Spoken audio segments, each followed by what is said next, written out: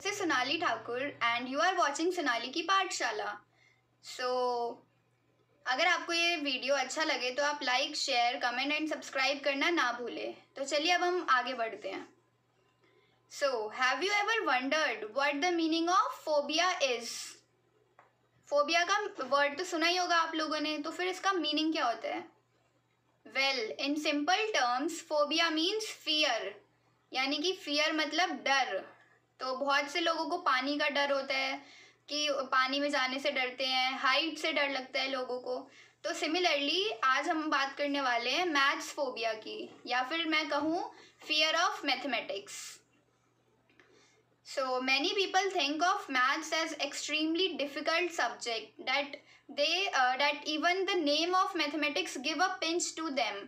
बहुत से लोगों को मैथ्स नाम सुन के ही डर लगता है कि बहुत ही ज़्यादा डिफ़िकल्ट सब्जेक्ट है. मैथ्स एक बहुत ही ब्यूटीफुल सब्जेक्ट है.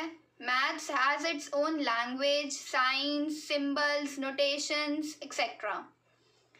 और for understanding maths properly, combination of healthy mind and healthy body is required. अगर आप प्रॉपर अटेंशन के साथ, प्रॉपर सीरियसनेस के साथ अगर आप मैथ्स पढ़ोगे तो आपको सारे कंसेप्ट्स ईजिली समझ आएंगे. So attention is must. और all the concepts in mathematics are linked to each other. For example अगर मैं आपको कहूँ,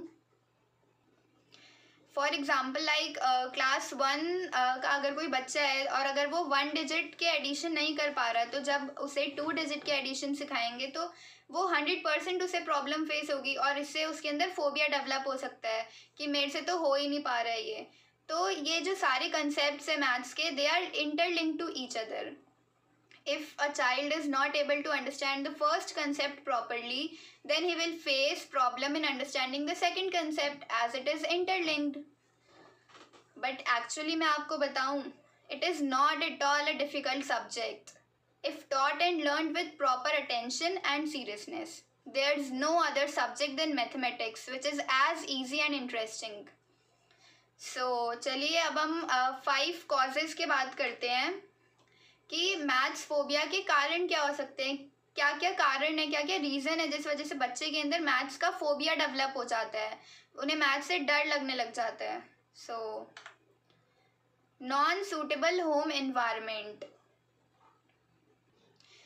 as you know that family is the first friend of a child. तो बच्चा जो है जो भी चीज़ें सीखता है अपने पहले फैमिली से ही सीखता है. तो if the environment of home is not encouraging for the study of mathematics, then child may develop mathematics phobia. कि अगर घर का environment ही encouraging नहीं है, motivating नहीं है, तो बच्चे के अंदर क्या होगा, फोबिया डेवलप होगा, क्योंकि कभी बच्चे ने उस चीज़ से गो थ्रू ही नहीं करा, कभी एक्सपीरियंस ही नहीं करा, घर में ऐसा एनवायरनमेंट ही नहीं मिल रहा, सिबलिंग्स भी मतलब ऐसा घर में एनवायरनमेंट ही नहीं मिल रहा है एनकरेज करे बच्चे को, मोटिवेट करे, इंस्पायर करे ताकि बच्चा ज़्यादा से ज़्यादा प्रॉब्लम्स को सॉल्व कर सके. तो फर्स्ट रीज़न तो हमारा ये है कि घर का एनवायरनमेंट ही सूटेबल नहीं है. Now let's come to our next topic, bad experience of self. ये बहुत ही ज़्यादा मेन है कि हो सकता है कभी लाइफ में प्रीवियसली बच्चे ने बहुत ही बुरा एक्सपीरियंस शेयर किया हो. लाइक अगर क्लास में कभी मैथ्स की टीचर ने डांट दिया हो, क्लास में कभी मैथ्स की टीचर ने डांट तो उससे भी बच्चे के अंदर मैथ्स का फोबिया डेवलप हो जाता है. टीचर ने तो बोल दिया तुमसे नहीं हो पाएगा, तुम्हें 10 बार समझा दिया, तुम्हें समझ नहीं आ रहा है, बट उसका लॉन्ग लास्टिंग इम्पैक्ट जो चाइल्ड के माइंड में जा चुका है, वो लॉन्ग लाइफ उसके पास याद रहेगा कि मेरी टीचर ने मुझे ऐसे कहा था कि मैं कभी नहीं सीख सकता. तो एक तो ये हो सकता है रीज़न कि टीचर ने डांट दिया हो. सेकेंड रीज़न हो सकता है बहुत ज़्यादा मेहनत करी, बहुत ज़्यादा दिन रात लगा दिया और मार्क्स आए बहुत ही कम, तो उससे भी फोबिया डेवलप होता है कि मैंने इतनी मेहनत की और मेरे से नहीं हो पाया, यानी कि मैं तो कर ही नहीं सकता. Next, fear from mathematics teacher. ये तो मैंने बहुत सुना है, including my friends. Some of my friends told me that their teacher just came in the classroom and start writing on the blackboard. And they were very aggressive in nature. So सबसे पहले तो teacher जो है, whether of mathematics और any other subject, teacher को friendly होना चाहिए, Frank रहना चाहिए, ताकि बच्चे जो हैं अपनी डाउट्स आके क्लियर कर सके. क्लास में इंटरेक्शन ज़्यादा से ज़्यादा करवानी चाहिए टीचर को, जिससे बच्चा जो है अपनी कन्फ्यूजन्स क्लियर कर सके, फ्रैंकली टीचर से बात कर सके. तो टीचर का बिहेवियर जो है वो भी मैटर करता है. Now let's move forward. Incompetence in calculations. ये तो I have also faced this, कि अगर हम कैलकुलेशन मतलब 2-2 पेज के आंसर हम सॉल्व कर रहे हैं प्रॉब्लम, और लास्ट में आंसर गलत निकल रहा है. OMG, that feeling is so frustrating. But yes, कभी गिव अप नहीं करना चाहिए लाइफ में, वेदर इन सॉल्विंग प्रॉब्लम्स और in any situation in life.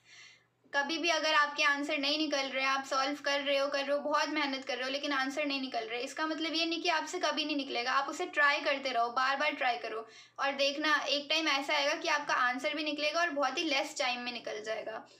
तो ये भी फोबिया डेवलप हो जाता है बच्चों के मन में, कि अगर वो आंसर सॉल्व कर रहे हो और उनका आंसर ही नहीं निकल रहा, गलत आंसर निकल रहे हैं हर बारी, तो वो सोचते हैं नहीं यार, हमसे तो हमेशा गलत आंसर निकलता है, हमसे नहीं हो पाएगा, हमें जितनी भी कोशिश कर लो नहीं हो पाता. तो इससे भी मैथ्स का फोबिया बच्चों के माइंड में डेवलप हो जाता है. Our last point is lack of understanding of geometrical concept, geometry in mathematics. अगर बच्चा जो है वो कंफ्यूज है थ्योरम्स को समझने में, कंसेप्ट्स को समझने में, properties of different shapes and figures, तो उसके अंदर 100% मैथ्स का फोबिया डेवलप हो जाएगा. as few concepts of geometry is itself a very different type of topic, you can say, in mathematics, which requires a lot of understanding. सो बच्चे के अंदर ये फोबिया डेवलप हो जाएगा अगर वो थ्योरम्स को, कंसेप्ट्स को, शेप्स की प्रॉपर्टीज़ को समझ ही नहीं पाएगा. Like for example parallelogram, rhombus, square and rectangle, they have so many features in common. तो अगर बच्चा नहीं समझ पाएगा, कंफ्यूज रहेगा, तो उससे भी बच्चे के अंदर मैथ्स का फोबिया डेवलप हो जाएगा.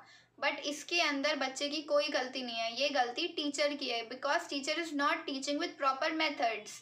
टीचर को ऐसे पढ़ाना चाहिए कि बच्चे के अंदर फोबिया डेवलप ना हो, बल्कि बच्चे को और ज़्यादा इंटरेस्ट आने लगे उसके अंदर. सो आज का हमारा इतना ही था. Thanks for watching. और अगर आपको ये वीडियो अच्छा लगा तो आप like, comment, share and subscribe करना ना भूलें. Thank you.